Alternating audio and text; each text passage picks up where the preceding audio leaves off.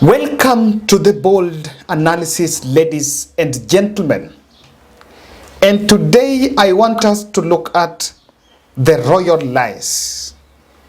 The royal lies are thumping down Deputy President William Ruto's presidential bid.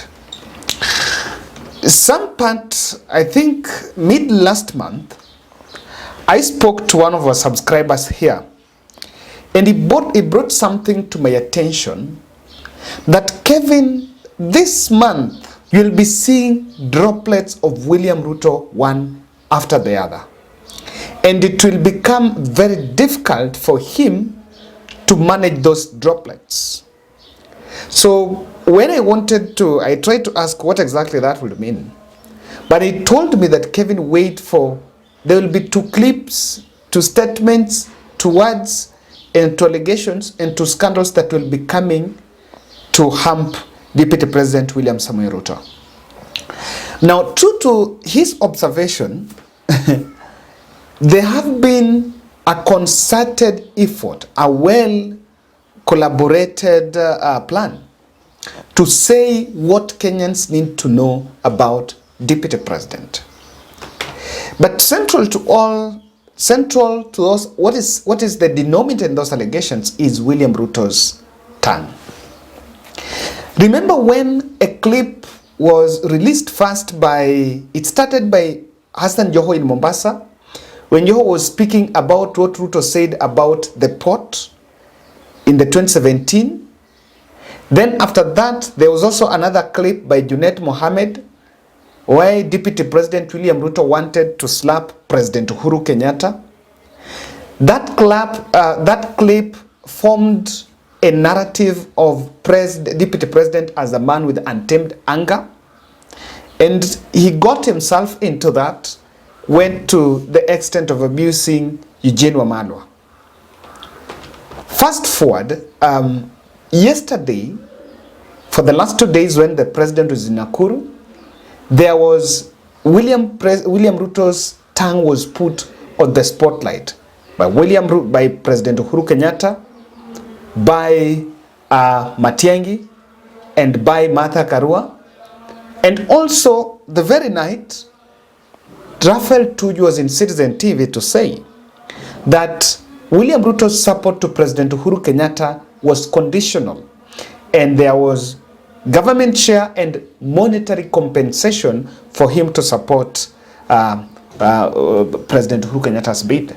But to help us get a better understanding, I think it would be an injustice to our viewers if we don't debunk these three aspects in the political context.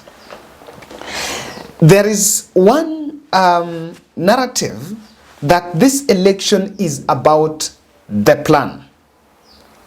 If you've been keen, you will realize that the Kenya Kwanza team has evolved the bottom-up economic model, and it has now been rebranded to the plan. So they no longer speak about the bottom-up, but they speak about we have a plan. I want to debunk that narrative by saying on August 9th morning, Kenyans will walk to the polling station to vote for their fifth president. The plan is not on the ballot. What is on the ballot is Raila Odinga, William Ruto, Wajakoya, and Mwaure. And honestly, the notion that Kenyans are going to vote for the plan is, in my understanding, misplaced. Why am I saying that? There have been a statement, and this country, people have had plans. Look at 2013. 2013, the narrative was shaped on two premises. One was on ICC, that we needed to vote President Uhuru Kenyatta and Ruto so that they can be free from the yokes of ICC. Number two was the digital and analog narrative, where the core team of Raila, Kalonzo, and Wetangula were viewed as analog, then Deputy President and President Uhuru Kenyatta were digital. That was trying to explain the personality of the two. Fast forward to the 2017, while there was a Tano team that was led by President Uhuru Kenyatta, with that campaign messaging revolved around Raila, there was a concerted effort by President Uhuru Kenyatta's, by the Jubilee team, to demean the personality of Raila Odinga. And that's why there was the Mganga, the what, and all that were peddled on the head of Raila as a person. It was never on the track record. And I want to divide that by saying that the notion of the plan, for me, if Deputy President's strategists are sitting pretty comfortable talking about it, I think they're lying to him. If you look at Raila Odinga, the Azimio brigades are now selling Raila as the personality of Raila Odinga. They're saying why it is supposed to be Raila. If you listen to Uhuru Kenyatta, he's saying this man can be trusted.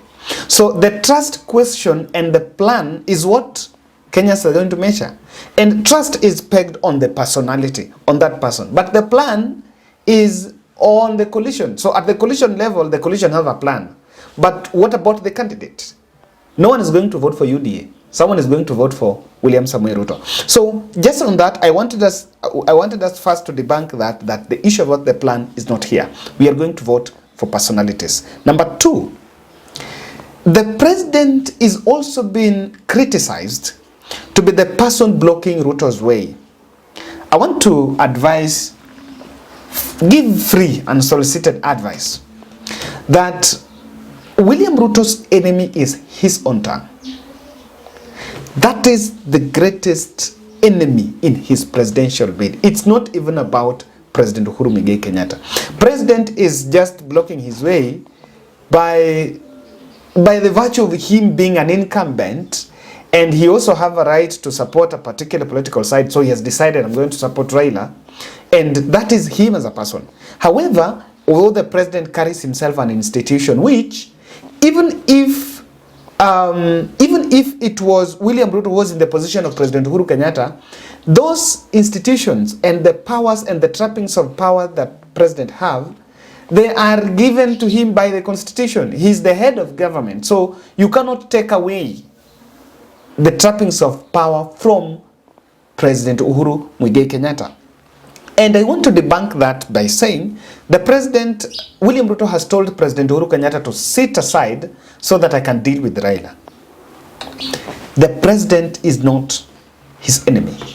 The issue here is his tongue. And I think if you listen to the speech of President Uhuru, you will see a retaliatory statement that walisema hii kuhusu mimi, and that's why I'm saying. They said BBI was going to help me. I listened to that in Nakuru. They said BBI was going to make sure that I continue in power, and that is not it. He just tries to respond. And the more president responds, it exposes the royal lies. That is my issue number 2 I want to debunk. Lastly, I also want to debunk this, that Ruto cannot win an election. I have said here, Ruto can win an election. Yes, but not the August 9th. No. This is not one for him to win, because I think he did not become very strategic from the word go. He did not become very strategic, and I think he has formed many enemies. And as much as he overemphasized on the bottom up and the plan, he forgot that election is about the numbers. And there is nothing on personality, or I am not trying to defend maybe anything that can be done by a deep state. What I'm simply saying is there are no numbers on table. The strategy that was laid down was not enough to give the numbers for him to win this election. That to me is very key. And so he will have to go through an election cycle and perhaps find a formidable team to mount a presidential bid. Now, I want us to listen to 2 clips. One is from CS Matian'gi speaking in Nakuru, where he debunked Ruto's notion at the presidential debate, Ruto's statement at the presidential debate, or rather the interview, that the national government had withdrawn reserve police from the Northern Rift. Listen to that. Civic leaders and Matian'gi who tell you, reduce the number of guns in the hands of civilians. Let us have police officers to do this work. In some areas, Matian'gi themselves and even their political leaders tell you, we need a deployment of police reservists. And I can tell you for a fact, if you spoke to the Inspector General of Police, or better still, if you went to the Regional Police Commander in Nakuru, he will tell you we have national police reservists in some parts of North Rift. There has never been a time we have withdrawn police officers from a particular part of the country. I mean, we don't provide security because of an individual. We have a constitutional responsibility to protect our people. That's the responsibility of any government. So that is why, to be very honest with you, I frankly don't like spending time commenting on some of these flippant and petty political things, because a lot of people lie all the time. You know, some of them now lie like a career. You know, it's like that's what they went to school to be trained. You saw those lies yesterday. You know, we were lying. They lie about anything. They can't tell you anything. Probably the only truth about them is their name. President Uhuru Kenyatta's discomfort with the deputy, according to me, is on those lies. There could be boardroom differences, things that are boardroom, but what I think the president cannot still fathom is how his deputy is going out there to speak ill about the government. I want to also to listen to Martha Karua while speaking in Laikipia. Akapelekwa kotini na jirani wake baada ya ile msukasuko wa 207. Jirani Muteshi akaenda kotini kusema shamba yangu imeibiwa, imenyakuliwa kinguvu. Koti ikampata na hatia, akaambiwa rudisha shamba ya Muteshi na umulipe milioni ngapi. Hajaelezea Wakenya kama Muteshi akifa alikuwa amepata mali yake, lakini inajulikana Muteshi hakurudi kwa shamba yake mpaka kifo chake. Mambo ya tatu, iko kampuni ya mafuta inaitwa Kenya Pipeline. Akapelekwa kotini nikiwa mbunge, nilikuwa nisha resign na tulikuwa tushapata katiba mpya. Akapelekwa kotini akiwa waziri wa agriculture kwa sababu ya kupora mali ya Kenya Pipeline. Alifanya anawauzia shamba ikagunduliwa ni msito wa Gong. Pesa amelipwa milioni zaidi ya 200. Akiwa waziri akapiga transfer wa shahidi moja, akaenda Amerika, kesi ikakosa kufaulu. Lakini bado pesa ya serikali anakalia, hajarudisha. Kama kesi imefail na uko na pesa yetu na unataka kutuongoza, siweke milioni 200 kwa mesa kwanza. Now, while character assassination is a political tool, and lies is a tradition in politics, but political settings and agenda determines the veracity of judgments in the political context. And that is why you will realize that people tend to believe that the women candidate, rather the female candidate, is more honest. So there is also, gender is also a determinant on the effectiveness of lies. Now, I want to explain now why it's very difficult for Ruto team to debunk his royal lies. I think if there is something they could be doing, it has become totally difficult. But first, I want to humbly request you to subscribe to this channel, click the notification bell, and like our video. I want to still continue urging us that we have a 50 bob challenge for Sarah. We are 28,000 subscribers. We are targeting around 20,000 people. Each one of us, if each one of us can give 50 bob, we shall help in Sarah's medical bill. She's one of our own here, one of the subscribers. She called me, and I went to the hospital in Kenyatta. I visited her, and I realized she was diagnosed of blood cancer, that is leukemia. And she has gone through the chemo and all the sessions, but she's supposed to be released, but she's still detained because of the high bill. So we're just coming on in a special way. We have We are going to do the challenge in 3 weeks, and I believe that within the 21 days, we'll be in a position to pull the required amount so that she can be released from the hospital. So my number is there, 07 10 62 78 89. I'm only receiving the 50 bob challenge, but you can also reach out to Sarah for any support beyond that. Her number is 07 16 357 360. And I want us to also look at it critically. The Deputy President William Ruto cannot go, and has become very difficult for him to debunk the royal lies, because it is going to bring a personality contest between him and Raila Odinga. And perhaps that is not a war, or that is not on that front, he cannot win, or rather he cannot outsmart Raila. Because I think the team that have done the character assassination of Deputy President William Ruto have gone overboard, and they're ahead of the race, and it is becoming too late. Remember, according to the UDA strategists, this election is about the plan. So when the more they will try to debunk these lies, it is going to create the contest, and they will not want Kenyans to judge Ruto and Raila based on the personality, because on that Raila is going to tilt the scales. And even if it were, who are they to debunk? Because Musalia Mudavadi tried to speak about the port. It did not get media coverage well, was not very effective. The other politicians seems to have retreated in their different areas, and they are not so much interested in what's happening in the national scene.